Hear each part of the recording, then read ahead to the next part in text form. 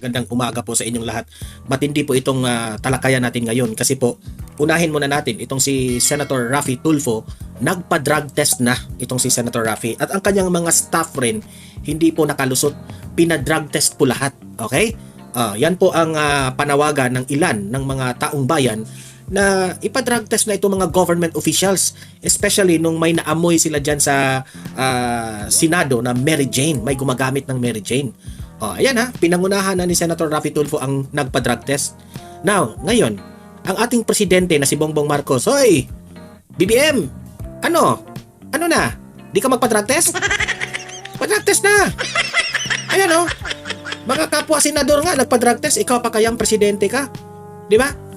Ang taong bayan po nananawagan sa mga government officials na magpa-drug test. Okay?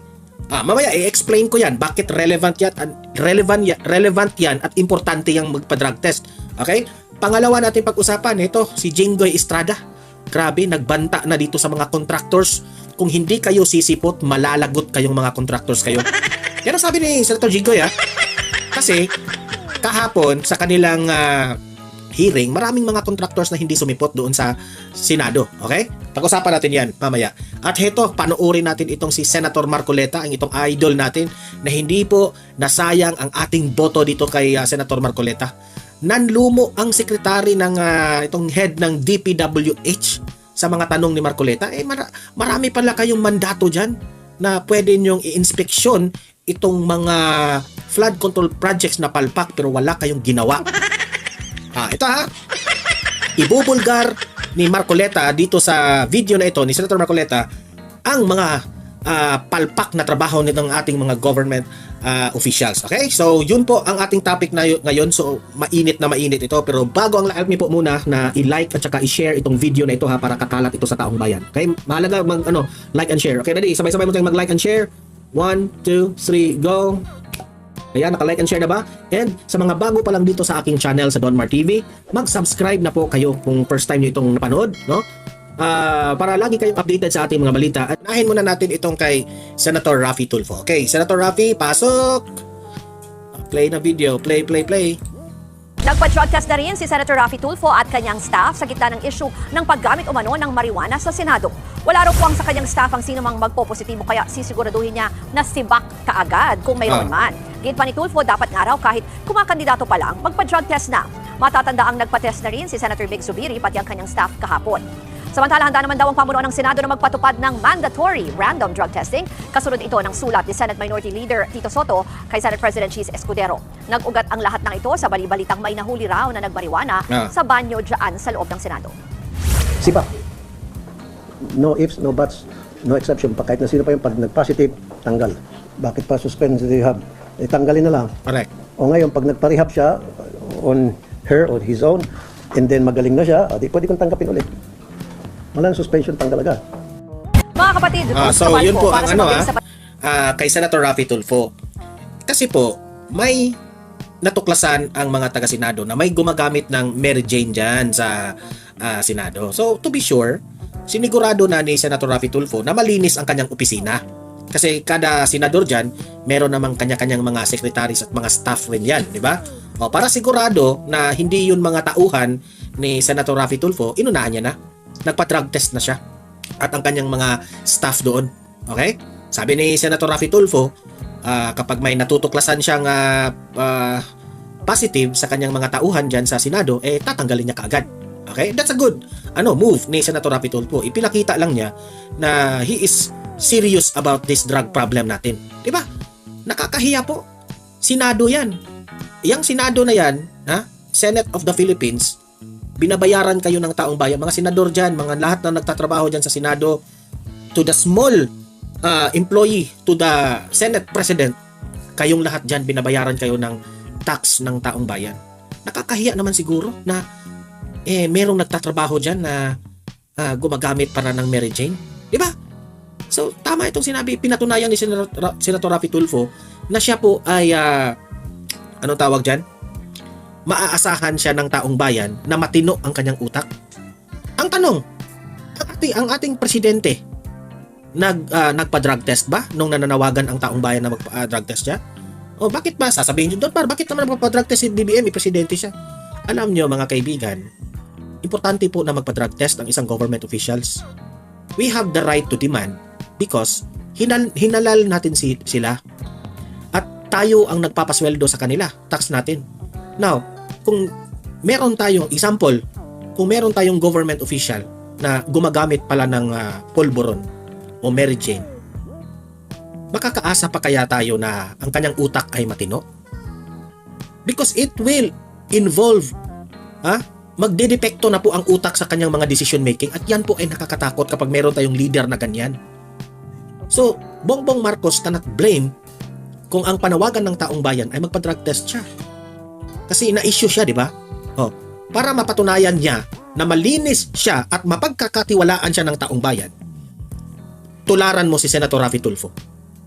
Kayong mga senador dyan sa Senado, magpa-drug test na kayong lahat. Kasi po, kung Kongreso, yung House of Representatives, mahirap dyan. Hindi yan susunod sa sa taong bayan na magpa-drug test. Mga tigas ng ulo yung mga taga-House of Representatives . Pati itong executive natin si Bongbong Marcos, ilang beses na siyang hinamon. Hindi yan magpa-drug test. Kayong mga taga-Senado, magpa-drug test kayong lahat. Ipakita nyo sa taong bayan na kayo, meron pa tayong branch of government o isang institusyon ng gobyerno na matino. Kasi ako, naniniwala ko, itong mga senador natin, mga malilinis ito . So in that case, kapag magpa-drug test na lahat ng mga Senado,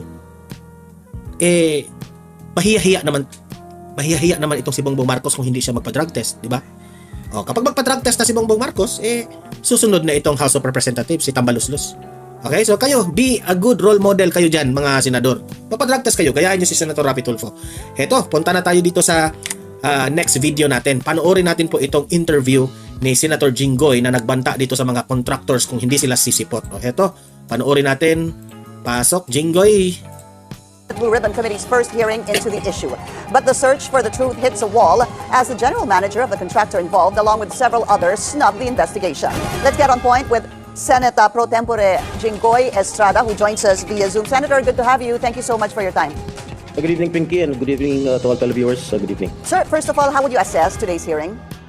Well, as far as I'm concerned, it was a very successful hearing, and we extracted a lot of answers from the questions of a majority of the senators. 7 out of the 15 contractors, sir, or representatives were present. 7 out of the 15, ano? So there are 8 that did not show up, and I understand a subpoena will be issued. Senator, has the subpoena been issued doon po sa 8 hindi nagpakita today? Yes, we requested that a subpoena be issued to those contractors who did not attend in today's hearing. And one company that had no representation today was that Wawa Builders. I think Wawa was not there, and Alpha and Omega General Contractor and Development Corporation, which is owned by Sara Diskaya, or Sara Diskaya. Who else? And I don't know the rest. There were about 8, no, Senator. So yung isa doon, I just want to go to this one, is yung Wawa Builders, supposed to be owned by a certain Mark Alan Arevalo. The reason I'm mentioning this, sir, kasi special mention po siya sa inyo kanina during the hearing, because you were saying that your office supposedly received reports of ghost projects in Malolos, Kalumpit, and Hagonoy in Bulacan. Hagonoy and Malolos. Opo, yun po yung sinabi nyo kanina kay Secretary Bonoan. So tell us, what kind of information did your office receive regarding these supposed ghost projects sa Bulacan, sir? Well, as a senator, I have a lot of friends and contacts from the Department of Public Works and Highways, and they divulged everything to me. Not really everything, but this piece of information that I gathered came from people from the DPWH. So when I asked Secretary Bonoan about these ghost projects that in Malolos, Kalumpit, and Hagonoy, and he admitted that there was indeed ghost projects in those 3 municipalities. And when I asked him how much amount was given to the Wawa Builders, ang sabi niya, it's 9 billion nationwide. When I asked him how much was allotted in the province of Bulacan, he said 5 billion, more or less 5 billion pesos in ghost projects. And that is untenable. Sorry, Senator, there was a part na medyo nawala po kayo. Pakiulit po yung numbers dun sa ghost projects, sir. Ang sabi ni Secretary Bonoan, when I asked him how much was allotted to Wawaw Builders. Ang sabi po ni Secretary Bonoan sa akin, ang sagot po niya sa akin is more or less 9 billion pesos nationwide. When I asked him how much was allotted to the province of Bulacan, ang sabi niya sa akin 5 billion pesos worth of project. So ibig sabihin yan, yung 5 billion na pera ng taong bayan, nawala ka agad yun dahil sa